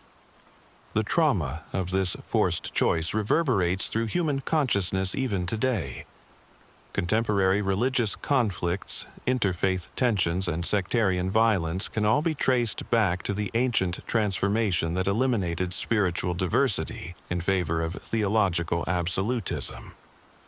When people are convinced that their understanding of divine truth is the only legitimate, when they believe that alternative perspectives threaten not just their beliefs, but their eternal destiny, conflict becomes inevitable rather than optional.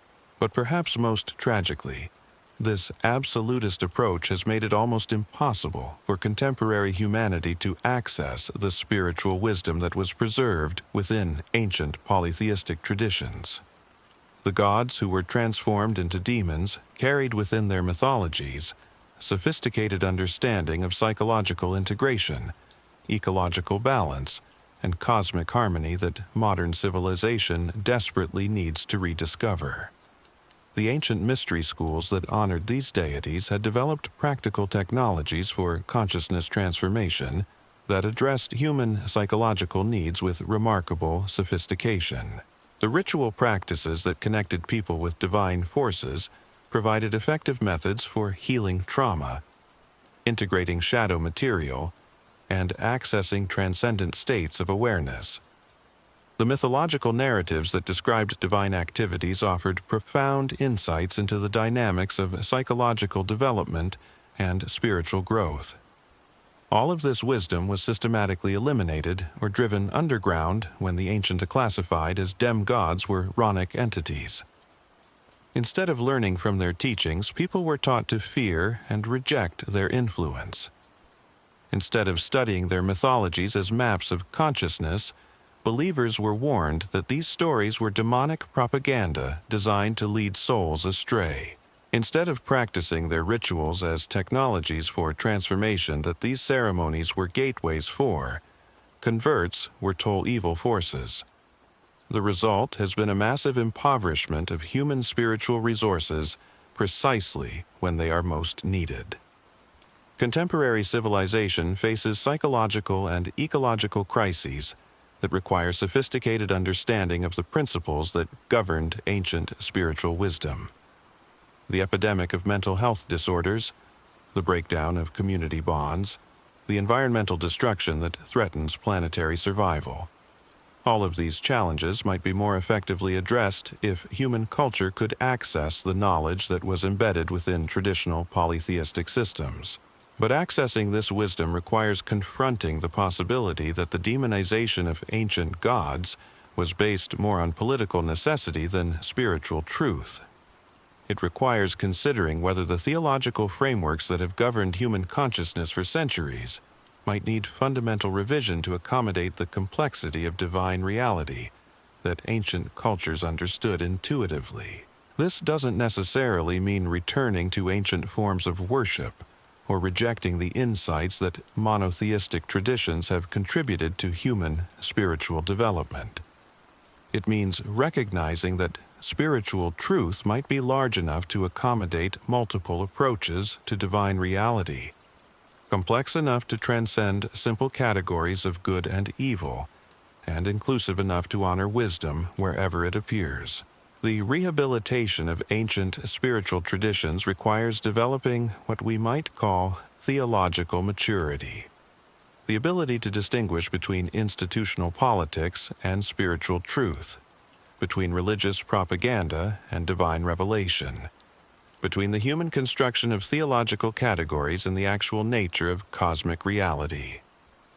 This maturity allows us to appreciate the insights of different spiritual traditions without being trapped by their limitations, to learn from their wisdom without accepting their prejudices, to honor their contributions without endorsing their exclusions. From this more mature perspective, the ancient gods who were transformed into demons might be recognized as legitimate expressions of divine mystery, rather than cosmic enemies masquerading as spiritual authorities. Their demonization might be understood as a historical tragedy rather than a theological necessity, a loss of wisdom rather than a victory over evil. This recognition doesn't require believing that these ancient deities were literally real in the sense that contemporary people understand reality. It simply requires acknowledging that the spiritual experiences and insights associated with their worship might have contained genuine wisdom that was lost when they were reclassified as demonic entities. The mythologies, rituals, and teachings connected with these gods might represent authentic spiritual technologies that could contribute to contemporary human flourishing if they could be recovered and appropriately adapted.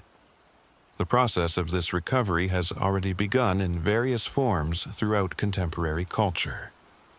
Depth psychology has rediscovered many of the insights about consciousness and transformation that were embedded within ancient mythological systems. Environmental movements have begun to reclaim understanding of the sacred relationship between humanity and nature that was central to polytheistic traditions. Feminist theology has worked to restore appreciation for the divine feminine principle that was systematically demonized during the monotheistic transformation. These developments suggest that human consciousness may be ready to move beyond the binary thinking that characterized the ancient transformation of gods into demons. The and demonic, absolute opposition between divine sacred and profane, orthodox and heretical that defined theological thinking for centuries, may be giving way to more nuanced understanding of spiritual complexity that can honor truth wherever it appears. This evolution doesn't represent a rejection of monotheistic insights, but an integration of them within a larger framework that can accommodate the full spectrum of human spiritual experience. The profound understanding of divine transcendence that monotheistic traditions developed can coexist with the polytheistic appreciation for divine immanence. The ethical insights that emerged from monotheistic moral teaching can complement the ecological wisdom that characterized ancient nature religions. But this integration requires courage. The courage to question inherited theological assumptions. The courage to examine the political motivations behind ancient religious transformations. the courage to consider possibilities that have been forbidden by centuries of religious orthodoxy. It requires intellectual honesty about the limitations of any single theological system and spiritual humility about the mystery that transcends all human categories. Most challenging of all, it requires the willingness to consider that some of our deepest spiritual fears might be based on ancient propaganda rather than cosmic truth, that some of our most fundamental religious categories might need revision, that some of the entities we have been taught to fear as demons might actually be sources of wisdom that we need the ancient to rediscover. Gods who fell before the rise of biblical monotheism may be ready to rise again, not as objects of worship but as teachers of wisdom, not as rivals to contemporary spiritual truth, but as complementary expressions of divine mystery. Their rehabilitation may be essential for healing the wounds in human consciousness that have festered since their demonization began. The spirituala may need to evolve warfare that has defined religious consciousness for millennia into spiritual diplomacy that can recognize divine truth in unexpected forms. The cosmic battle between absolute good and absolute evil may need to give way to more sophisticated understanding of the creative tensions that actually govern reality. The demons of our theological nightmares may need to be recognized as the gods of forgotten wisdom, transformed by centuries of religious politics but still carrying within their distorted forms the insights that humanity needs to remember. This transformation would not represent the end of spiritual discernment, but its maturation. Instead of automatically fearing anything that doesn't conform to inherited religious categories, mature spiritual consciousness can evaluate different forms of spiritual expression based on their fruits rather than their origins, their contribution to human flourishing rather than their conformity to theological orthodoxy, their capacity to promote love and wisdom rather than their adherence to doctrinal requirements. The ancient gods who became demons may be waiting in the shadows of human consciousness for exactly this kind of mature recognition, not as enemies to be defeated, but as teachers to be remembered, not as threats to spiritual truth, but as forgotten dimensions of its infinite complexity. Their exile may be ending, and their wisdom may be precisely what humanity needs to navigate the unprecedented challenges that lie ahead. The question that began this investigation: were these ancient gods truly evil or victims of spiritual conquest, may have revealed its own answer through the evidence we have examined. The systematic nature of their demonization, the political motivations behind their transformation, the wisdom that was lost in the process, all point toward the conclusion that what occurred was less cosmic justice than theological warfare. The fall before the Bible may not have been the defeat of evil by good, but the victory of simplicity over complexity, of institutional control over spiritual diversity, of religious politics over divine truth. The rise that may be coming could represent the maturation of human consciousness beyond such the binary thinking that made spiritual conquest possible. The evolution of religious understanding toward forms sophisticated enough to honor the full spectrum of divine mystery. The ancient gods are stirring in their demonic disguises, and the time may have come to help them remove the masks that centuries of theological politics have forced them to wear. Beneath those fearsome facades may lie the wisdom that human civilization needs to heal its deepest wounds and navigate its greatest challenges. The demons of our spiritual warfare may be ready to resume their original roles as teachers, guides, and guardians of the sacred mysteries that connect human consciousness with the divine source of all existence. Their transformation from gods to demons may finally be ready for reversal, not through return to ancient forms of worship, but through mature recognition of the wisdom they have always carried, hidden beneath the theological categories that obscured their true nature. The fall before the Bible may have been humanity's loss rather than its victory. The rise that beckons may offer the possibility of recovering what was lost without abandoning what was gained, of healing ancient wounds without creating new ones, of expanding spiritual understanding without diminishing spiritual truth. The ancient gods who became demons are calling across the centuries, not for worship, but for recognition, not for submission, but for dialogue, not for return to the past, but for integration of its wisdom into a future mature enough to honor the full complexity of divine reality. Their time of exile in the realm of theological demonology may be ending, and their rehabilitation may be the key to healing wounds in human consciousness that have been bleeding for over 2 millennia.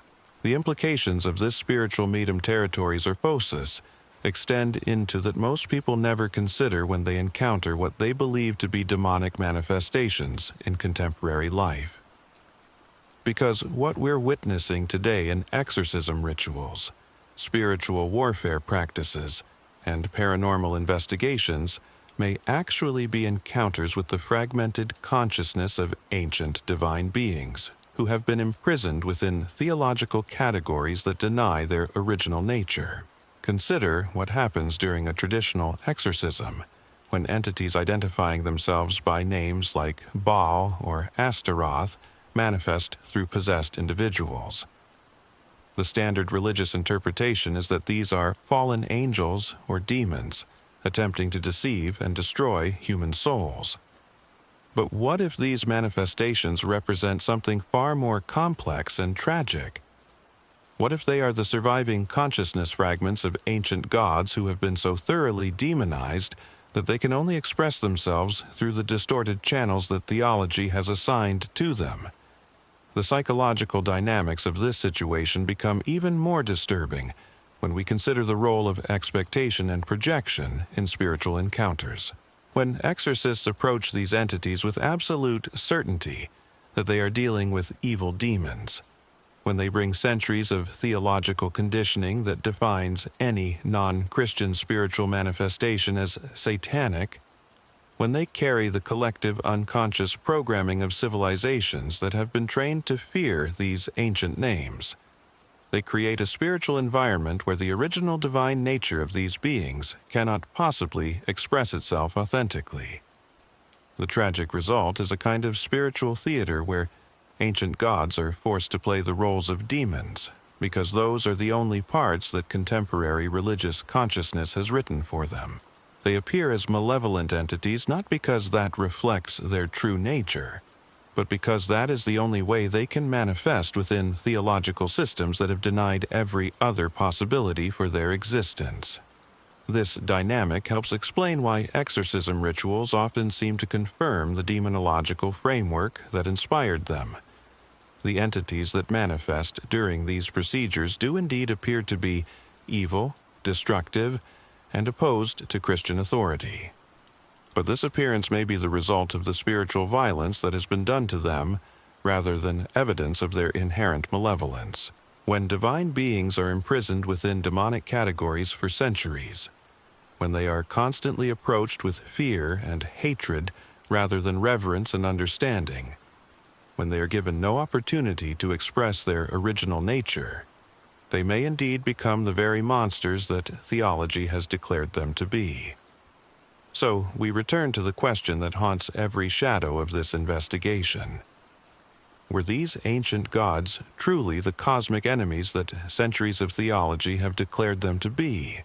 Or were they casualties of the greatest spiritual conquest in human history?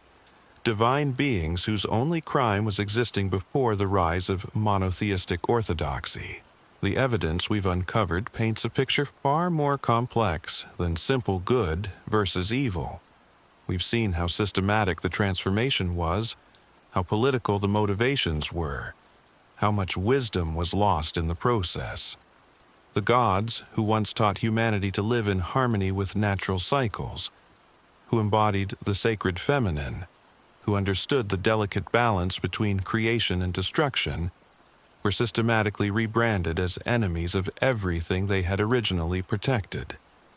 Perhaps the most profound realization is that this transformation continues to shape us today, every time we automatically fear what we don't understand.